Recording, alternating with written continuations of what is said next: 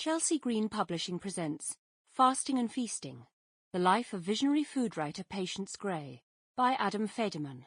Read by Naomi Frederick. Introduction. Patience Gray's Honey from a Weed is one of the most important and best-loved cookbooks of the 20th century. Yet its author remains little known beyond a small circle of food writers and critics.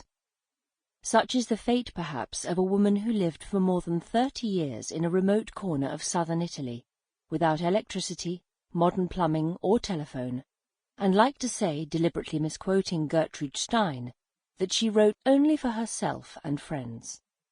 As her publisher Alan Davidson once observed, she simply wished her accumulated knowledge to be preserved in a permanent, beautiful form for the benefit of her grandchildren.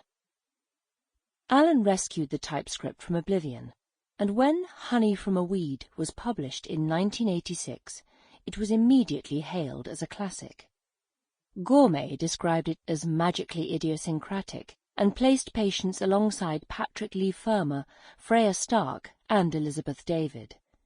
In an early review of Honey from a Weed, John Thorne wrote that only D.H. Lawrence was her equal in conveying the rich physical sensuality of Mediterranean life.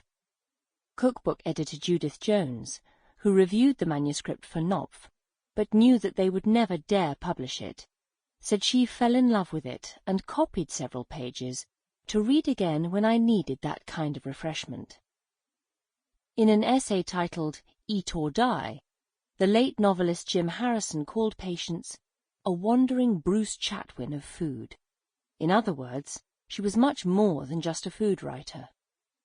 Honey from a Weed, part recipe book, part travelogue, and part memoir, offered a singularly evocative portrait of a remote and fast-disappearing way of life. Following the publication of Honey from a Weed, food writers sought Patience out, and many made the pilgrimage to Puglia to see her, a testament to the power of her work.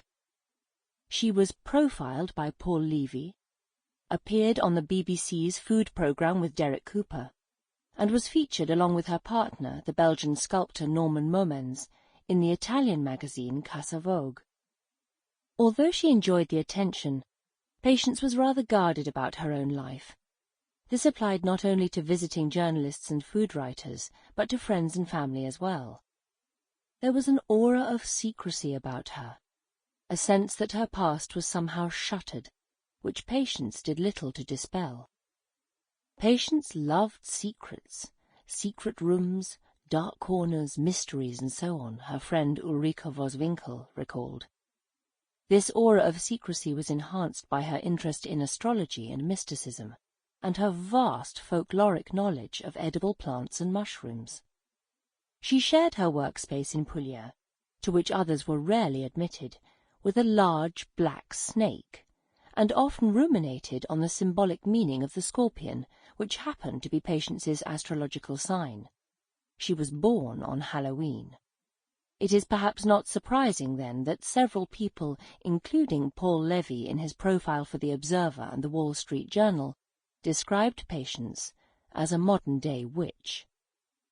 Yet in the few interviews she gave, she proffered tantalizing clues to her earlier life. A great-grandfather who was a Polish rabbi, surviving the war years in a primitive cottage in rural Sussex, where she first learned to forage. Raising 2 children out of wedlock in post-war London.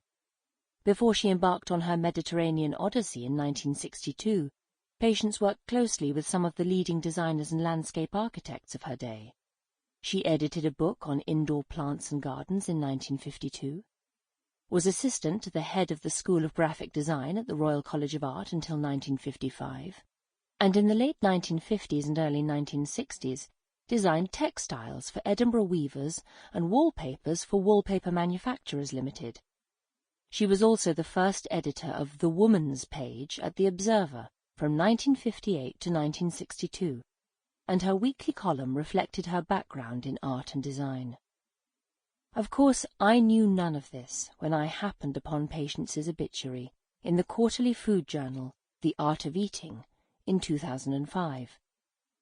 In the reminiscence, the magazine's editor, Ed Baer, who visited Sample complete.